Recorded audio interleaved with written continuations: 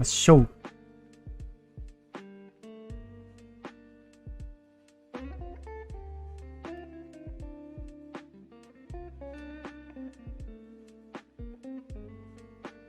はい。来ましたかね。はい。時間になりましたので、始めさせていただきます。こんばんは。トレーダーのドルです。よろしくお願いします。10時になったんですけども、土曜日なんですが、今日は時短営業ということで、シメディ、こんばんは。よろしくお願いします。今日は入りました。ありがとうございます。シメディ入りました。助かりました。よろしくお願いします。音声もうまくいきました。で、今日から土曜日はね、相場の分析はなくって、1時間の時短営業で、お話をしますので、ね、よろしくお願いします。普段からね、ちょっとね、やっぱ長いなと思って、まあ余計なこと喋ってるのがいけないんですけども、皆さんも本当によくいつも、ついてきてくださって助かるんですけど、やっぱりね、まあ短く言ってもいいかなと、土曜日も1時間半喋ってるので、まあちょっと12時を目安にね、行きたいなと思っております。まあ本当サラさんとかはなかなか夜がね、逆転してるのでね。三締めでさんこんばんは。どうも。よろしくお願いします。ありがとうございます。ということで、土曜日だけね、時短営業になりますけどもね、楽しくね、お話ししていきたいなと思います。まあ最初にですね、今日、ちょっと今、出しましたけど、皆さんは、今これちょっと、見えるかな今。シメディ、こんばんは。より大きいお花さん。より大きいお花さんになってます。なるほど。そういう風に音声するんですね。今ちょうど、出してるの、江川卓です。はい。ちょっとだけ。これ、待って、この方がいいかな。まずちょっと、江川の写真をしますね。お花、ありがとうございます。はい。ちょっとまず、江川卓の写真ですね。何を見せられてんじゃって話ですけど、ちょっとこの速球を見てくださいね。ワンストライクから2球目カーブを打ちました。ピッチャーの頭取りました。一塁へ投げるアウト。打ち上げました。ファウルボール。小雨が降り続いております。速球を江川卓が投げております。6時にプレーボールとなりました。先発ピッチャーはジャイアンツが江川、一方の太陽が平松という予想通りの先発であります。さあ、1分だけですね。はい。2番の中塚を追い込んでいます。インコース打ちました。ファウル。どうやら当時のスピードガンは遅かったみたいですね。右に寄りました。一塁の中はい。3番の高木義和、左バッターボックス。1981年の映像になります。やるかどうかということがまず第一でしょうね。はい。教育ではないでしょうかね。懐かしい打者もいますけどね。ピッチャーが江川。田代のここでちょっと止めますよね。打ち上げました。バックネットを越えます。ファウルボール。雨具の持参をして何を見せられてるんだって話。大勢いらっしゃいます。はい。じゃあ、まず江川卓でしたね。じゃあ次行きますよ。平成の怪物の、それではこっち行きますね。平成の、怪物の松坂大輔くんになります。この映像は、18歳の時なので、いつでしょうか。1999年の映像になります。18歳、ドラフト1位の時の横浜高校から西武に入ったデビュー戦ですね。デビュー戦です。今、佐々木朗希は20歳ですかね。ね。はい。去年、松坂は引退したのかな。もうこのスピードの時点でもう150近く出てますね。そして2球目、3球目と。これが、平成の怪物と言われていた。ですよね。まだシュッとしてますよね。少し落として、小さく落としました。さあ、5球目です。見逃し三振。ビッグバン打線、日本ハムファイターズ。この頃の松坂くんは、なんて言ったらいいんでしょうね。ワクワクしましたね。はい。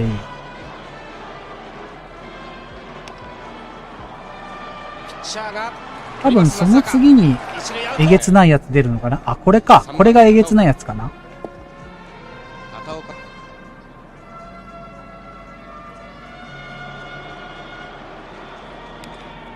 これ100、これキュッとギアが入りましたね、ここでね。一つ外しような感じが見受けられますね。なるほど。また変化球。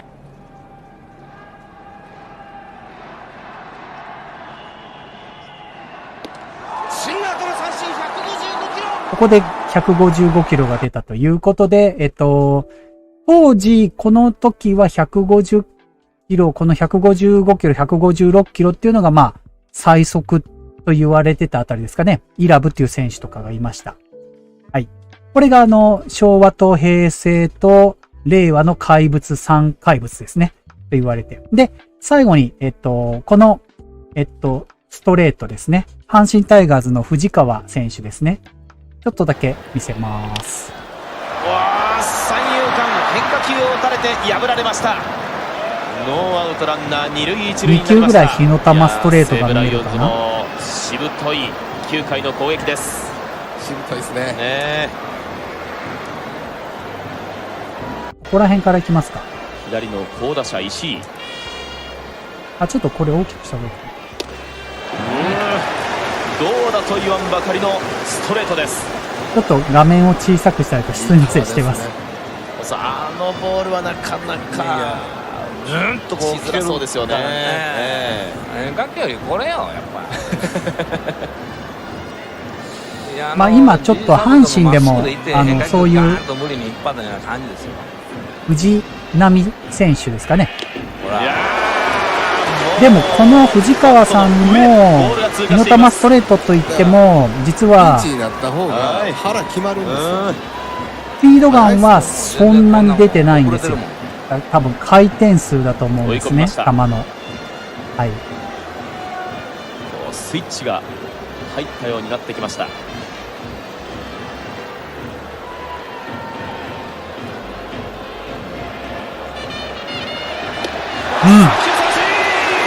はい。ということで、実は最初に4人のピッチャーを、紹介いたしました。で、まず、なんでこれピッチャー紹介してるかっていうと、実は、今の中学生とか、高校生とか、実は今中学生がですね、部活の大会が、今日、夏の大会が行われまして、まあ今日敗れた子も市内大会とかもいますし、高校野球の方もね、予選があったりとかで、今実はその部活動がピークなんですね。で、僕はちょっと見ている生徒さんとかで、まあ野球部の子もいるんですけど、思ったんですよ。野球の上手い子とかって、よく今のそのスポーツができる子っていうのは、例えば野球だったらこういう野球の昔の選手も知ってるんですね。今って YouTube がこうあるからかもしれないんですけど、野球の上手な子って過去の野球の歴史であったり、いいプレーとか、まあ、今のピッチャーで言うと、素晴らしいプレー。どうも。川端さんどうもこんばんは。アスタリスクキャレットアスタリスク。なんだそのあっさりキャレットって。よろしく。すいません、まだ雑談でいけないですけど。うん。よろしくお願いします。ですね。今の中学生とかスポーツをやってる子たちって、練習をガツガツやるスタイルじゃないんですよ。うん。だいぶこの限られた時間で、勉強してることが多い。で、だから、見る勉強もすごくしているんですね。上手な子は。だから、今の高校野球の子もそうだし、中学校の野球の子もそうなんですけども、上手になるためには、いいプレーを見ること。しかも、昔の人でも、今ってすごくその、スピードも、例えば、ピッチャーで言ったら、スピードも速くなってきてるんですね。はい。だからそれなんで速くなってるかっていうと、情報化社会でも YouTube とかを見たら、結構やり方とか載ってるし、歴史も学べるし、だから、本当に、もしスポーツが上手になるって言ったら、もう絶対に、YouTube を見て、ハマって、こう、好きな選手とかを見つけて、見るといいなって、本当に思いました。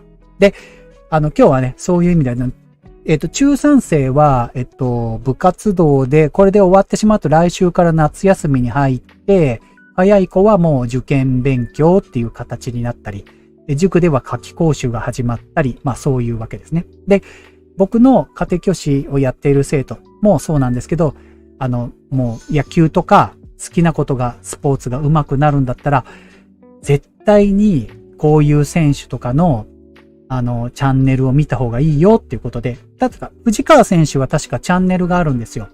まあ、対談したりとか、この時、どういうピッチングをしてるとか。例えば、ダルビッシュもそうですね。ダルビッシュのチャンネルもなかなか、マニアックっていうか、なんですね。はい。皆さんはどうですかね？運動とか、そういうのの、チャンネルとかって見たりしますかね？なんか、本当にスポーツが上手になるには、僕は卓球をやっているので、卓球の YouTube はやっぱり見ますね。はい。で、自分が新しい技術をするときには、YouTube を見て、真似てやります。で、もっと深く研究するんだったら、本がいいです。なんかこれちょっと関連してるんですけど、学ぶこととちょっと関連してるんですが、YouTube とか、見るときにはさらっと概要を見たり、まあスポーツもそうですけど、学ぶには、いいなと。そこから深くもっと学ぶってなれば、本がいいなっていうふうに感じてます。どんなことも上手になるのも、今って、YouTube をきっかけにしたら、きっと上手になりやすいし、勉強だって、運動だって、見て学ぶことってすごくできるなってすごい思うんですね。まあ、これトレードもそうだと思います。YouTube で見て、で、自分がちょっとこれは、もうちょっと深く学びたいなって言ったら、本を読んでっていうのは手だと思います。で、最初に本から読んでしまうと、難しすぎて何が重要なのかがわからない。だから順番として、まずは YouTube で好きな YouTuber さんを見てとか、で、そこで何か本を紹介してたりとか、そのジャンルにとって詳しいことをやるんだったら本を読むっていう流れがよろしいんではないかなって思いますね。はい。今ってすごく学べることってたくさんあるので、こういうピッチャーでも、なんか投げ方とかあるじゃないですか。今教えてくれるんですよね。スライダーの投げ方とか。そういうのはね、子供たちもぜひね、見て、ちょっと楽しんで学んでもらいたいなっていうのはすごく思いました。まあ今日、ちょっと家庭教師土曜日結構詰まってたので、これをちょっとね、学びとしてね、やっていきたいなって思いました。すいません。はい。じゃあ、今日は、雑談がそんなできないので、これぐらいにさせていただいて、今日はですね、テーマで書いてある、ちょっと、この、もういきなり特集に入りますけども、米国株なんて買うな、という、辛烈な内容になります。インデックス投資も今はやめとけ。グローバル格安投資を解説ということで、ここ最近ね、ちょっとアメリカの株とかやってなかったんですけど、僕はちょっと前までナスダックの話はしたんですけども、これなんで今日、ここをちょっと、話をしようかと思うんですけど、今まで、投資をしてきて、やっぱり自分がまだ自信がない時とかって、なんて言ったんでしょう。自分が有利なことについては YouTube 見ちゃうんですよ。だから、もしかして、レバナスやばいかなと思っても、レバナスが大丈夫だよって言ってくれた方の意見とかの YouTube を見ちゃうとかね。これは絶対自分が投資について自信がない部分も当然あるから。他の人がこう言って大丈夫だよって言ってくれた方が安心するし、もしかして共感もできるし、再生回数もいくかもしれないし、なんてことがあるわけですよ。まあ今の時代ってやっぱり共感する時代ってあるから、やっぱどっかで不安なところもあるんですね。で、今回のこの森永さんの話で、すごいのが、やっぱりこのタイミングで解説してるっていうこと。でもこの本を書いてるっていうことは、多分ですけど、半年ぐらい前に書いてるんですよ。森永さんは。なんて言ったんですよ。米国株が今年で落ちるかもしれないっていう時から書き始めた。もしくはもう仕上がっていた。もう、あえて、もしこれ、あれですよ。1月かなんかに出してたら、切り抜きジェイソンちゃんじゃなくて、厚切りジェイソンさんと同じように干されちゃったかもしれない。ツイッターで、あの人はもうちょうど、この2月3月で、米国株のことについて、長期積み立てしろって言って、ちょっとツイッターで、炎上があったみたいで、ツイッターやめてしまったりとか、そういうことがあったんですけど、森永さんは今の時期に出してきた。で、僕らもあんまり考えたくないけど、このインデックス投資は今やめとけ。ひろゆきさんも言ってたかな。チラチラと今やっぱり言ってる方がいますよね。で、このシーンについて私たちは一度考え方を見る必要があるなって僕は思ったんですよ。なので、今日は、いろんな考え方がある中で、この米国株は終わったよっていうことは、いや、一体どういうことなのかというのを一緒にね、勉強していったらいいかなと思って今回これ出しました。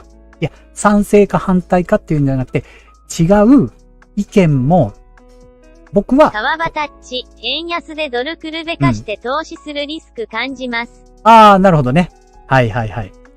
ね、ありますよね。ただこういったところ今出す言葉は大事だなと思っております。で、最後の方に今、ETF とかで、リターン、今ね、どういう形で、証券会社で出てるリターンを見てみたいなと思います。3年かぐらいの分ですね。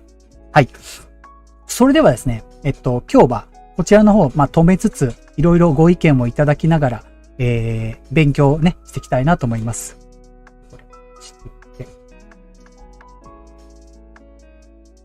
いやーもう、なんか信じたくないなと思うんですけど、こういう事実もね、勉強していきましょうね。はい。これぐらいでいいかな。なんか上に今、スクロールでこう流してるのがあって邪魔ですけど、ごめんなさいね。はい。お願いします。本日は米国株なんて買うな、インデックス投資も今はやめとけ、グローバル割安株投資、こちらの本をご紹介していきたいと思います。非常にね、目を引くタイトルだし、こんばんは。東雲さん、今日大丈夫ですか？上昇ですとありますよ。よろしくお願いします。ここ数年長く続いた米国株バブルがもうやばいぞと。で、さらにですね、これから10年ぐらいやばいぞと言っている本なんですね。で、米国株はもちろん、インデックス投資もですね、今はちょっとあんまり時期が良くないんじゃないかと。基本的にはインデックス投資を投資の王道、コアに置いてやっていく運用っていうのが基本的には正解だと著者も言ってはいるんですけれども、今のタイミングっていう風に限るとちょっと投資先20分あるので、というような提案をしてくれているちょっと端折りますね。非常に面白い本でしたね。私自身もですね、お金の名著にたします。ちょっと行きます。はい、というわけで動画の本編に入っていきます。まず1つ目のトピックですね。米国株上昇の本当の理由についてということなんですね。これまでですね、特に米国株がものすごく皆さん何かまたこれご意見があればどんどん言ってくださいね。全世界株式派ではあったんですけれども、その米国株集中の方がいいっていう声の方がすごくここ数年は多かったんじゃないかなと思います。で、実際ね、数字を見てみても米国株単体の方が明らかに株価が上昇してきたということもあって、なかなかですね、そういった声が大きくなるのも当然なのかなと思ってはいたんですが、そういった時にですね、なぜ米国株が強いのかっていうことに関してもういろんな人がいろんな理由を言っておられましたね。例えばですね、米国のビジネスは生産性が高いから米国株が最強だし最強であり続けるんだとかね。で、あと長期的にはですね、他の先進国とは違って米国だけは今後も人口が伸びる先進国なんだという予測が出されておりまして、で、人口予測っていうのはですね、あらゆる統計情報の中でも最も正確性が高い予測とされているのが人口の予測なんですよね。なので人口はちょっと米国が今後も人口が伸びていくと、伸びるけど、これはおそらく事実になっていくんじゃないかなと、一つの未来予測として思います。で、それはもちろん経済にとってプラス、そして長期的に経済が成長する、株価も成長していく、そういったストーリーはわからないでもないのかなと思います。で、これも多いですね。イノベーションがたくさん生まれているから。そうですね。シリコンバレーをはじめとしてアメリカではイノベーティブな商品サービスっていうのが生まれる。逆に日本っていうのはこういった点がですね、少し弱いとされているポイントなんですけど、そういったですね、今後もどんどんイノベーションしていく国民性っていうものがありますので、今後も米国株一択でいいんだという主張がすごく多いように。で、さらにはですね、株主価値向上に対する文化、これに関してもですね、やはりそういった文化の発祥っていうのがアメリカっていうのもありまして、アメリカっていうのはもう企業がですね、その株価っていうのを特に一番意識されている国で、会社は株主のものだから、その株主にとっての価値を向上させるための策っていうのをいろいろ施してきている。だからこそ株式投資においてはアメリカが最強なんだという話がこれはあると思いますね。ただですね、近年はさらにそれがもう加速してですね、もうレバレッジが流行ったりとかね、それこそこれから投資やります、投資初心者ですみたいな人がレバレッジ商品、ナスダックのレバレッジ商品を積み立てするというですね、かなり集中した投資っていうのがですね、流行るという事態もですね、昨年頃から起こっておりましたけれども、それも要は米国の株式は長期的にずっと上がっていくんだという心情のもと行われているということですね。で、こんな理由がいろいろ言われてはいたんですが、これらの話って全部間違いではないにしても、それと直接株価上昇っていうのが結びつくかっていうと、とても説明しきれないという話なんですよね。イメージそれっぽい感じはするけど、先ほど言われたような話だけでイコール株価上昇につながるか、森永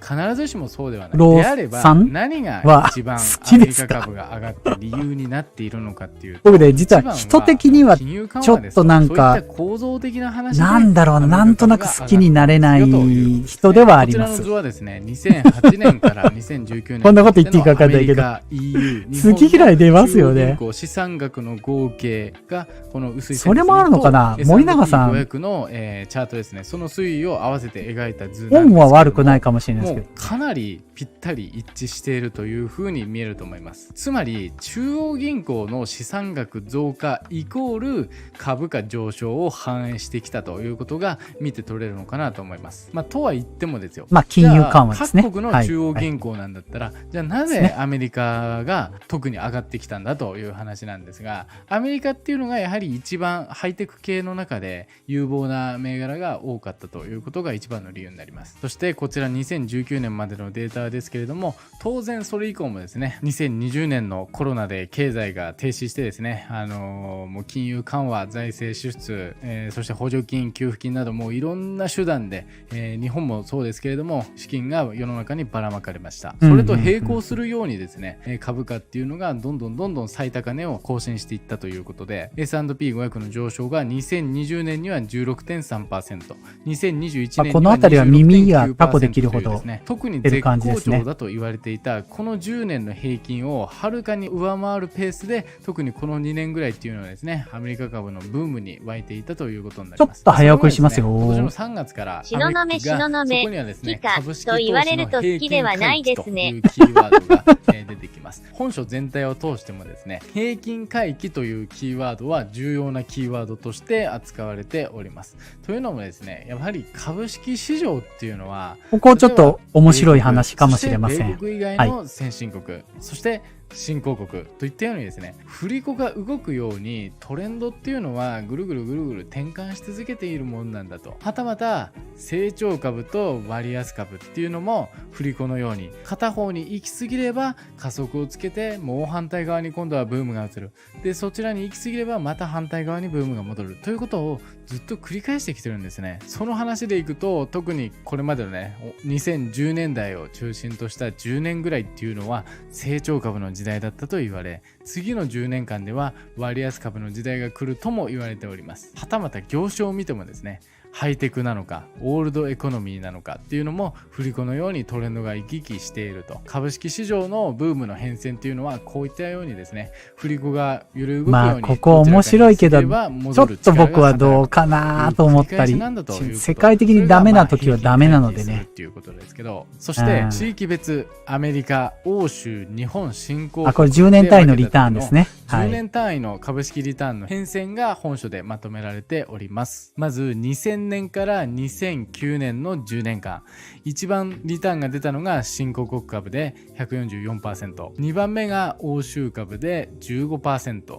で、3番目がアメリカでマイナス 22%、 4番目が日本株マイナス 32%、まあそれが次の10年ではどう順位が変わったかというと、一番良かったのがアメリカ株、2番目がヨーロッパ、3番目が日本、4番目が新興国というようにですね、前の10年では1位だった新興国株が4位に転落しましたと。そして前の10年間では3位で、しかもすいません、ちょっと止めます。ちょっと物言いというか僕の中で意見があって、この10年で見ると順位は1、2、3、4はついていますがですね、2010年から2019年の米国のリターン率が見えますかね、 305% なんですよ。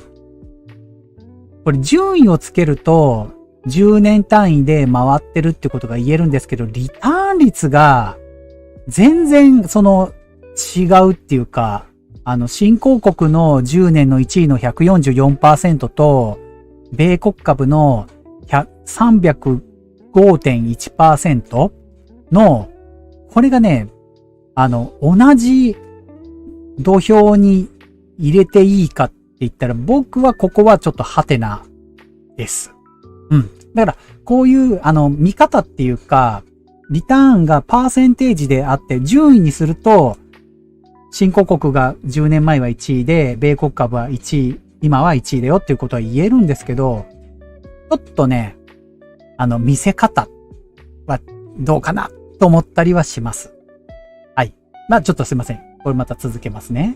トータルリターンがマイナスだったアメリカ株っていうのが次の10年間ではものすごく大きなリターンを出してダントツで良かったですというようにですね、トレンドっていうのは転換していくんだよと。そして最終的には平均回帰する力が働きますので、好調だった10年の次には不調の10年が来やすいと考えることができるんですね。でそれも単純にはいかなくて、やはり行き過ぎる時っていうのが時によくありますので、特にこの2010年代っていうのを見ていくと、アメリカ株のリターンっていうのは近年稀に見るですね、高いリターンを出してきたというふうに見えます。平均回帰か。となれば次の10年も同じ成長率を維持できるのかと考えた時に、平均回帰の力などが働き、統計上の数字のトラップであるですね。見方ができるんですね。そう思うんですけどね。10年間のハイテクの成長でみんながスマホを持つように、こういう風に見方する場合もありますよね。あると思うんですが、それはですね、歴史上何度も言われてきたことでして、今回は違うで落とし穴なんですけれども、これはアメリカでもよく言われていることで、This time is different。今回こそは違う。今回の上昇は違うということがですね、昔からずーっと言われております。これはつまり今回の上昇は今までの上昇とは質が違う本物の上昇だっていうことが何度も繰り返し言われてるっていうことですよね。物言いその2。ガーファムは独占禁止法とかで形は変わるかもしれないですけど、ガーファムじゃなくって、テスラであったり、次のイノベーションが変わる企業が必ず起こってくるのは、例えばナスダックであったり、例えばその中国のハイテク企業であったりは、僕はその企業名は変わっても、イノベーションというのは、じゃあ日本で起きるのかと。はい。僕はそこは、そのガーファムは違うかもしれないけど、アメリカが次がダメっていうのはまだ納得いかないとこありますね。多分、その独占禁止法の中でガーファムが叩かれて違うところが出てくるっていうことはあるかもしれません。だから、例えばアップルが、iPhone の15、16、17、18、19、20と永遠と伸び続けていくかっていうと、そうじゃないかもしれませんよね。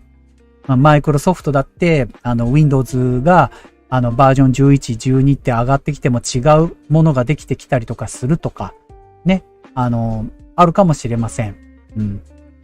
だから、でも、それって結局、じゃあ日本が変わってアップルの代わりみたいなことのイノベーションが起きるのかとか、この10年でインドが起こってくるのかって言ったら、まだそこまで速度が来ないじゃないですか。イノベーションとかに関しては。僕はそれは思いますね。僕も中国とかインド好きですけど、次に来る国が、そこが発見が変わったりとかすることはないので、リターン率は下がるかもしれないですけど、じゃあ、アメリカが終わるのかとかいうのは僕はちょっと疑問です。これ言いたいこと言ってますけど。はい、すいません。今で言えば、ガーファはもう違うんだと。もうみんながもうスマホを持って、みんなが Amazon で買って、もうみんなが Apple の新製品羨ましがって、もうプラットフォームを完全に抑えてしまってるから、今回のガーファのブームっていうのは、これまでとはわけが違うんですよという話をですね、これまで何度も聞いたことがあるかと思います。もう世界中の人々の生活に浸透しているんだということが何度も言われていると思うんですが、変わってくるかもしれませんね、10年後。This time is different っていうのは今回も働くとするならば、これまでと同じように崩壊する可能性が高いということなんですよね。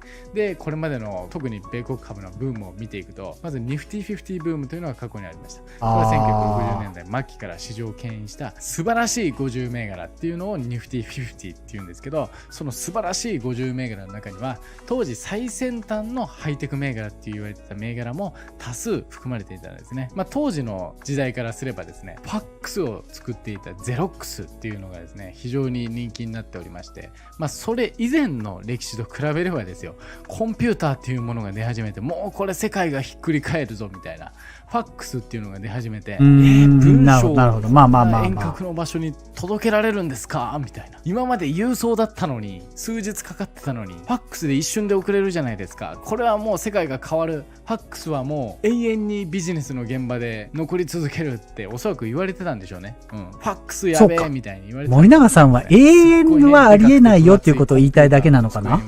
コンピューターやばいぞ。このコンピューターを作った。一択はやめろっていうことを言いたいのかな。もう世界をずっと牛耳り続けるだろうみたいに言われてたのかもしれません。で、そのようなですね、有料企業と呼ばれる会社を永遠に保有せよというのがコンセプトだったわけで、そうやって言ってる人がいたんだね。ガチをして永遠に持ってれば最強安全ですよ。これはそんな話がされているのかもしれません。そうですね。ところがですね、このニフティ50ブームも長くは続きませんでした。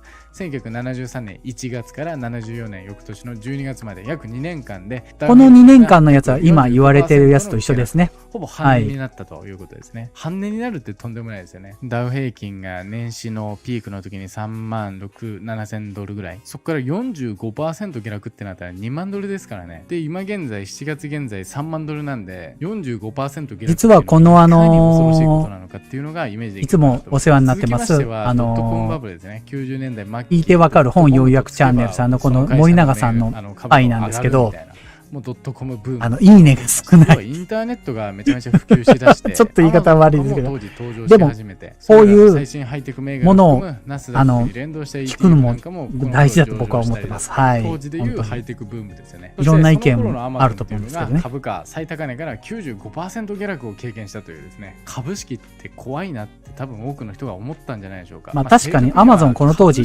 そうですね、まだ。というよりはバブルが怖いんですけどね。受けばそれ避けられなかった飛びますからね。いう話なんですが、ドットコムバブルって2001年直前までは数年間ものすごくもう最強みたいなどんどん上がっていく先立つ数年間の美酒に酔っていた投資家たちは2年半にわたって時折巻き返しながら下落していった成長株に焼かれましたと本書で言われておりまして、なんかこの一行にすごくバブルのエッセンスが込められてるなと感じたんですけれども、そうそうですね、ちょっとまたここで止めますけど、日本で言うとやっぱりその1990年代のバブルがあった時に日本がよく言われる日経の平均が37,800でしたっけ、トップが。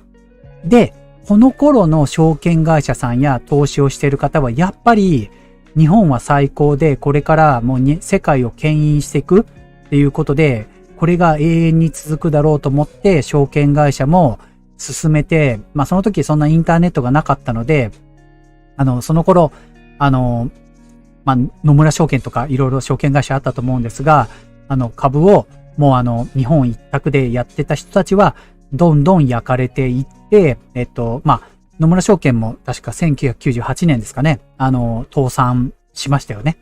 で、10年間でその日本一択の人たちは、本当に株を持っていた人はもうほとんど、ダメになってしまったっていうことは聞きます。まあ、これもアメリカもそういうことがあるよっていうことは、このドットコムバブルもね、2000年から2001年であったと思うんですけど、どういう周期でも、何十年に一回は、絶対こういうことはあるよってことは、これはわかるなと思います。はい。言ってることは危ないよってことはわかると思います。はい。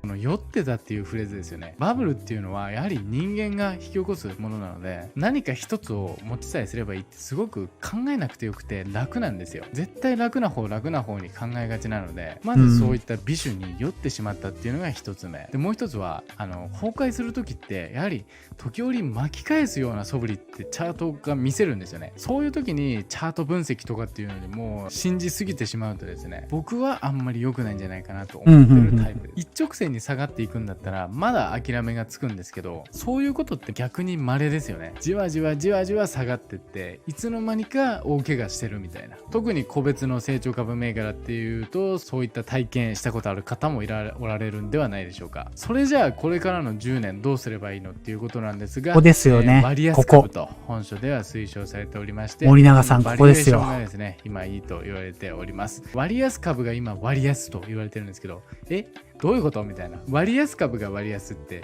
割安だから割安株なんじゃないの？その割安株が割安ってどういうことですかっていうことなんですが、こちら本書から引用なんですけど、要はその成長株と割安株のバリエーション指標のスプレッドっていうのは差のこと、その差が広いか狭いかで見るっていうことなんですよね。割安株よりも成長株の方が、割高になってるっていうのはまず当たり前です。成長株の方が期待感優先で買われているので、そもそも PR だとかそういった指標の基準値がもう全然違うというふうに考えたとして、その差が狭いっていう時は成長株がお手頃で割安株が割高というふうに見られるし、そのスプレッドがめちゃめちゃ広い時期っていうのは成長株がバブルになっている。その一方割安株が割安になりすぎている、割安株が激安というふうな見方ができます。そして近年はですね、こちらの状況に近くなっていたということですね。その水準としては過去60年間で上位 5% に入る激安の水準だと言われております。となれば割安株に投資をしましょうということになってくるんですね。で、本書内では具体的な銘柄も東雲株バブルと土地バブルの崩壊に結構な時差があったのが日本のバブルの特徴ですね。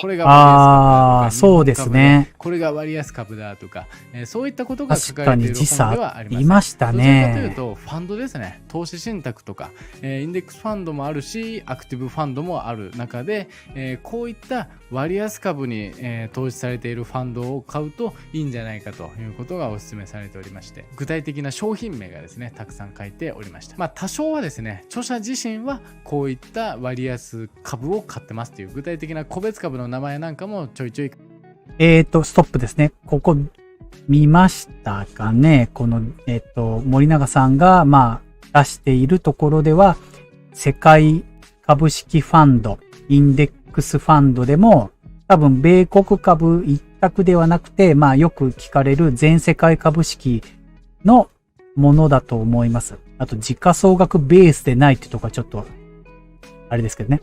それから、格安株式ファンドってちょっと何って思いますけど、あんまり聞いたことないですよね、今までの中で。格安株式ファンド。はい。で、この、日本小型株や、小型格安型ファンドは僕これ分かりました。僕の場合はね、実際にJ リバブとか J リードとか、その J なんとかって書いてあるやつは、結構有名なものがあったので、これは今日紹介できると思います。あと、新興国ファンドって言いますね。いやー、もう稲賀さん本当ですかねと思いますけど。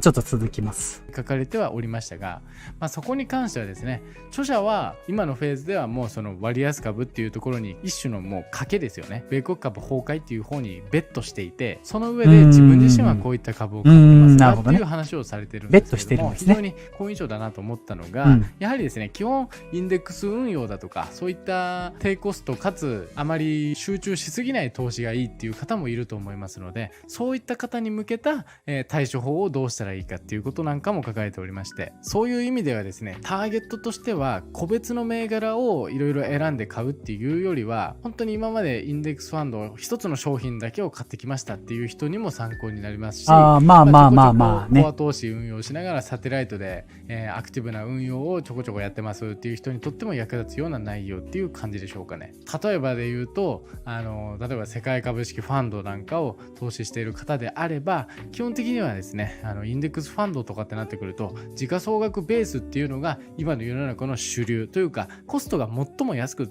作れるのが時価総額ベースなんで、そういった商品がですね主流にはなっているんですけれども、時価総額ベースじゃない似通った商品っていうのも世の中にはありますので、それもインデックスだったりアクティブだったりいろいろありますんで、そういったですね今のスタイルをあんまり変えずに、でもちょっと米国株の割合減らしたらとか、そういったスタイルをちょっとだけ変えさせる提案っていうのもありまして、そういうのがですね、特に初心者も真似しやすいところなんじゃないかなと思います。あとはですね、アクティブファンド、割安株式ファンドで世界に投資するものだったりだとか、国内に投資するもので、あとは日本の小型の割安株ファンド、小型株っていうのも割安株っていうのも。ちょっと待ってよ、僕がわからないんで、格安株式ファンドってアメリカのことかなこれ。アメリカの小型株のファンドですかね。日本じゃないもんね。アメリカの格安株式ファンドってなんだろう。ちょっとパッと浮かんでこないですけど、後であれば見ますね。はい。わかる方がいたらまた教えてくださいね。格安なんだろうね、これ。小型株のことだったら、ラッセル2000とかかな？わかんないですね。はい。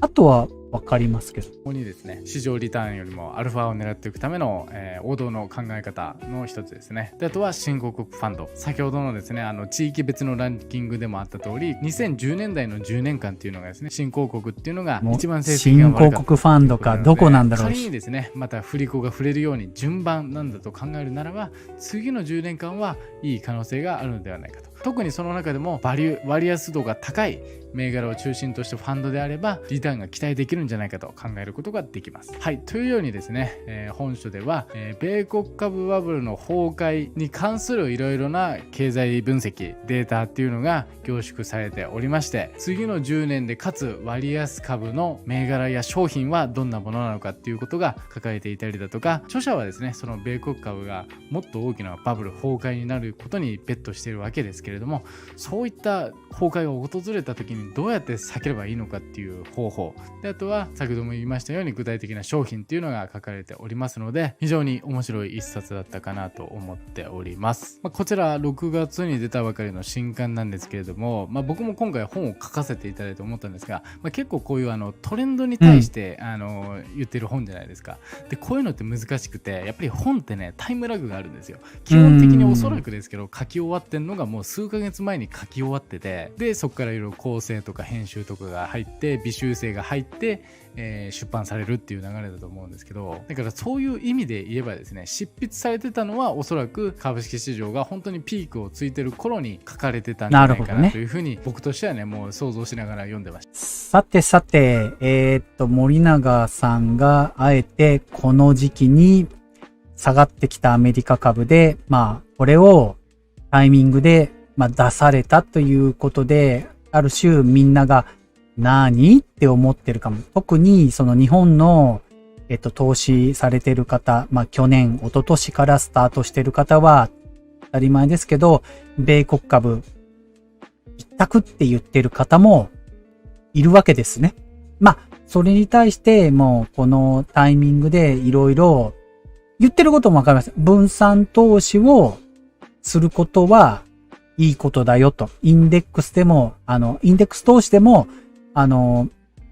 全世界株式だけでなくて、今みたいにその、新興国のインデックス買ったりとか、そのことについては僕は、どっちかというと分散投資している方なので、いいかなと思っているんですね。ただ、その、米国株は、この、言い方が、米国株が終わるっぽい言い方をちょっとしてる感があったので、これは、ちょっと、本を出すために、してるところがあるんではないかなっていうか、誤解を招きやすいっていうか、インデックスをやめとけって、今はやめとけって書いてあるのが、ちょっとね、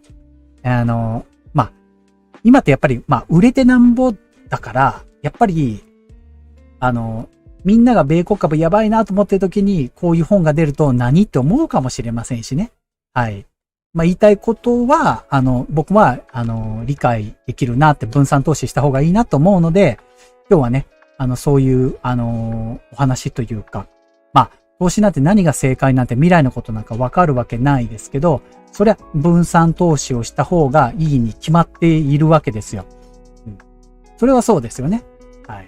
リターンとかもそれぞれ違うわけですのでね。はい。ということで、今日はね、ちょっと違った考えっていうか、結局聞いてみたら分散投資のおすすめみたいなとこがあったんですけど、このね、グローバル格安株っていうとこもね、ちょっとね、その理由っていうのもね、ちょっと弱い気が、これ本をちゃんと読んでないので、またどっかで見ようかなって思ってるんですけど、ちょっと弱いっていうか、その、グロース株とね、割安株が行ったり来たりするっていうのもわからんでもないけどっていうような話でしたね。はい。で、皆さんの中でも、その、例えば僕の場合だったら積み立てだったらイデコを積み立ててるわけですけど、イデコのポートフォリオを変えるだけでも全然ね、分散投資にもなりますので、積み立てをしているものがあるようだったら、その、僕で言うと、イデコみたいなのは一番おすすめで、イデコも分散投資できますのでね。それで、もう、あと10年、15年と、もう、積み立てていくよっていうものは、そこでね、やっていけばいいし。で、ナスダックみたいなやつは、ちょっと置いといて、見たりとかするのもいいかな、なんて思うわけです。はい。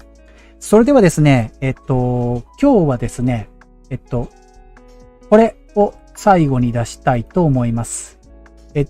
これがですね、SBI 証券の方で、今実際にこの3年間ですよ。はい。皆さんもまだ積み立てして。川場タッチ、森永拓郎さんか、僕も嫌いです。すがす。なんででしょうね、森永さんってわざとやってる感が見えてるところが、なんでしょうね。喋り方なのか、なんでしょうね。これ伝えにくいですけど、はい。わかんないですね。もっと誠実なとこが見えないのか、裏が見えちゃうのか、言葉遣いがなんでしょうね、あれは。だから今回のやつも何と思って見て、まあ意味はわかるけどっていうことで勉強するにはいいなと思いましたけどね。すいませんね。僕もなんかこううまく説明できなんで。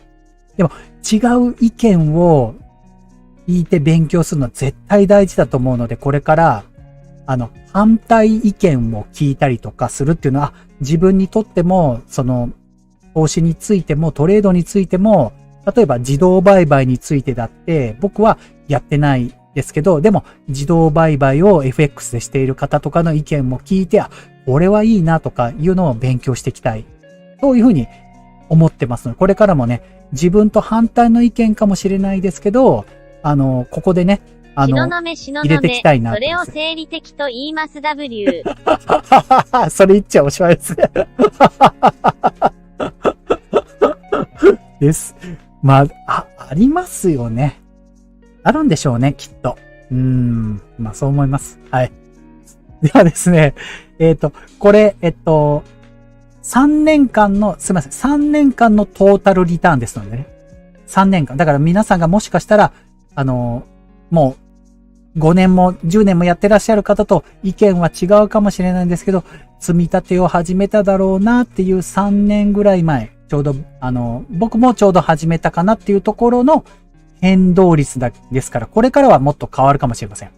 で、まあ、3年間のトータルリターンですけど、今これちょっと見えますかね。1位、S&P500 です。3年間のトータルリターンは 19.89 です。で、今年のこの4ヶ月はマイナス 4.7 です。どこを切って、確かにどこを切って S&P500 がやばいかっていうのは言えるかもしれないですけど、トータルリターンで言うともう全然まだ貯金が強いですよね。はい。貯金がやっぱりこの2年間の貯金がかなり大きかったので、3年間のトータルリターンでもまだ S&P500 はトップだっていうことは言えます。で、このトップは確かに完全ダントツトップだから一択でどうかって言われれば、この、S&P500 はまた来年ぐらいまではもしかしたら金利政策の中でマイナスパフォーマンスがあるかもしれないです。でも、マイナス 30% でなってるわけじゃないので、これ間違いない。これ、マイナス 30% だったら3年間のトータルリターンはもしかしたらマイナスになるかもしれませんけど、今の半年でまだマイナス 4.7 で済んでるんですよ。川場タッチ、円安効果ありますね。そうですね。あります、あります。はい。まあ日本は正直言って、ドルで持ってる人は、こういう S&P500 とかを積み立ててドル建てで持ってる人は、もしかしたら今ラッキーかもしれないです。こんだけのパフォーマンスで済んでますから。はい。で、順を追ってちょっとパッパッと言ってきますね。2位が、先進国株式がマイナス 4.5。3年間のトータルが 17.14 ということで、先進国株式はポートフォリオがアメリカが半分ぐらいありますけど、これ、でも、日本も入ってるかな、これ。で、ヨーロッパも入ってるけど、意外にヨーロッパが少ない。確か、米国がかなり大きいはずです。まあ、時価総額ベースですからね。はい、なっています。3位が、外国、これもあれですね、日清株式、外国株式インデックスファンドも、全世界株式ですね。4位も、日清全世界、これも同じですね。全世界株式インデックス。3位、4位全世界。それから4位も、先進国株式。同じようなもんですね。6位にラッセルが入ってきたので、ここは面白いと思います。なかなかないですね。ラッセルの、ファンドが3年間のパフォーマンスで6位に入ってきてます。で、7位に意外に純金ファンドが入ってきてます。はい。三菱 UFJ の純金ファンド。なので、森永さんの言っている、確かに一強であるっていうものに対しては、例えば6位のものを入れたり、7位の純金ファンドを入れたりとか、するのはいいかもしれない。これはわかりますよね。で、まあ、ちょっと面白いですね。7位の、純金ファンド、金は結局、3年間でパフォーマンス 16.48 ですけど、今年、なんやかんやでプラスですもんね。だから、金は、なんやかんや言って安定資産なのかななんていうのは感じました。やっぱこの2年、アメリカの S&P が強すぎちゃったもんで、金は隠れてましたけど、まあ、安定的。で、皆さんもよく話聞くかもしれないですけど、平均リターン率は 6% ですからね。6%。で、思えば、3年間でまだ 19.89 っていう S&P500 がこんだけ出てるので、まあ、まだまだ貯金だよねっていう感じはありますよね。ナスダックもそうです。見ていって意外だったのが11位です。なんと、ダイワのアイフリーダウインデックスが、今年まだ 1.83 で、今の円安効果で、まだプラスにいます。ダウが。面白いですね。だから、あれですね。今、ちらほらと言ってる人は、ドル建てで持った方がいいんじゃねえのって思ってる人いるかもしれない。単純に。投資じゃなくて、円で持ってるじゃなくて、ドルで持ってた方がいいんじゃないって話があると思います。まあ、それだけ円が弱いっていうのは、投資家によっては、ね、いいかもしれないですよね。このパフォーマンス見ると。はい。こんだけしかマイナスになってないですもんね。円安を喜んでていけないですけど、アメリカ投資してる人はまだいいのかななんて思います。あと、注目していきたいのが、日本の、パフォーマンスが、実は、ない。まだ3年間で、かな違うな国内、あった、これか。17位ありました。スパークス、日本株式スチュワートシップファンド。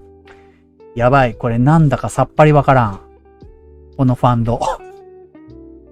なんだこのスチュワートシップって。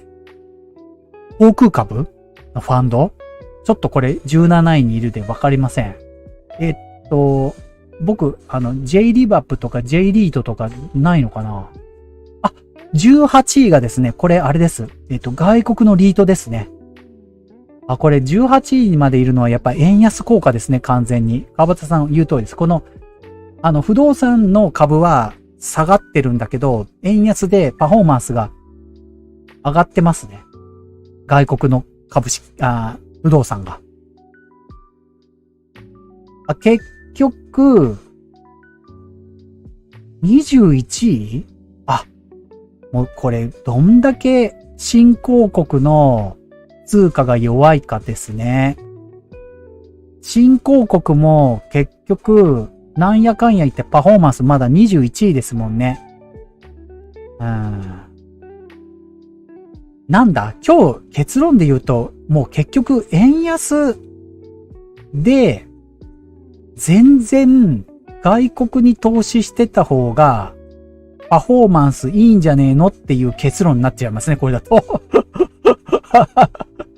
はい、このリターン見ちゃうと全然違いますね。為替ヘッジで。はい。どう言ったらいいんでしょうね。でも日本はどうなんです？円安がこれでずっと続くんでしょうか？もう140円近くいってますよね。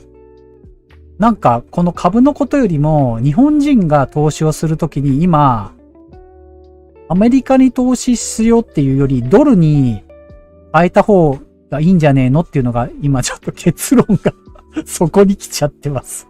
はい。おかしいですね、これ。10位もそういう感じになってますね。で、結局国内のこれだ !20 位だ。SBI のトピックス10の、インデックスファンド、DC 年金。これが20位で 9.6% ですね。3年間で。今年、結局トピックスのインデックスが今年、マイナス 5.51 で、S&P500 より低いですね。やっぱり、円安ってこんだけ違っちゃうんですね、パフォーマンスが。今日はなんか、円安効果についてのお話に変わってしまいました。うわ、これ日本株成長ファンド、マイナス16ですよ。今年。ダントツに悪いっすよ。森永さんこれやったらみんなに怒られますよ、これ。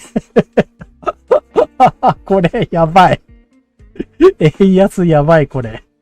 国内の格安がすごいパフォーマンスが悪い。やばいっすね、これ。いやー、なるほど。はい。ということになります。12時になりましたね。はい。ということで今日ちょっとヘンテコリンな結論になりますけど、為替ヘッジがある場合っていうの株っていうのは、S&P500 に積み立ててらっしゃる方はちょっと安心材料かもしれませんけど、やっぱりこの、為替についてもすごく大きくパフォーマンスが変わるっていうことが、この中で見えてわかると思います。月始め115円でした。そうですよね。なので今から言うと25円違いますもんね。そりゃパフォーマンス変わりますよ。はい。だからあれなんじゃないです？ちょっとこんな言い方は失礼ですけど、投資をしている人で、今円持たない方がいいよっていう話が結論かもしれません。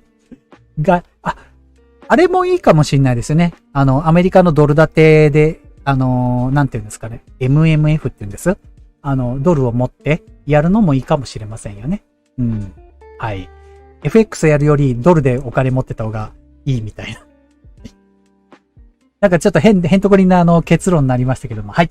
それではですね、今日もう時短でこれで終わりたいと思います。来週の、火曜日ですけど、決算がそろそろちらほらと出てきますので、皆さん興味があるかわからないんですけど、ちゃんと、米国の決算シーズンに対して、各個別銘柄ね、実績とかを見ていきたいなと思います。特に、やっぱりハイテク銘柄がこのまま落ちていくのか、あと半導体銘柄がどうなのか。今、日用品のペプシとか、は終わって、そんなに悪くなかった。日用品はまだいいんですけど、やっぱり気になるところは大型株であったり、これが、決算が良くて、金利が 1%、なんか言ってますよね、FMC で。1% にするとか、なんか変なこと言ってますよね。で、これが来て、業績が上がっても株価が下がっちゃうのかどうかっていうとこ。今、だから皆さん多分今回の7月でまた一つ底値が来るのかどうかっていうのは、ちょっと注目してると思います。で、あとは、暴落する株も出てくるかもしれません。わからないです。ネットフリックスここからまたもう一段落ちるのかとか、ちょっとわからないですけど、そういうとこもね、一個、個別株で引き金を引いた株があると、やっぱり全体に影響する場合があるので、それはね、注目していかなきゃいけないなぁなんて思っております。はい。またいろいろ調べてね、来週以降、決算のものもお伝えしていきたいなと思っております。はい。それでは、今日はこの辺で終わりたいと思います。ここからまたすぐね、24時間放送とか、ちょっと切り替えていきたいと思いますんで、またよかったら、適当にね、見てください。はい。いろいろ今日もありがとうございました。また火曜日よろしくお願いします。お疲れ様でした。失礼いたします。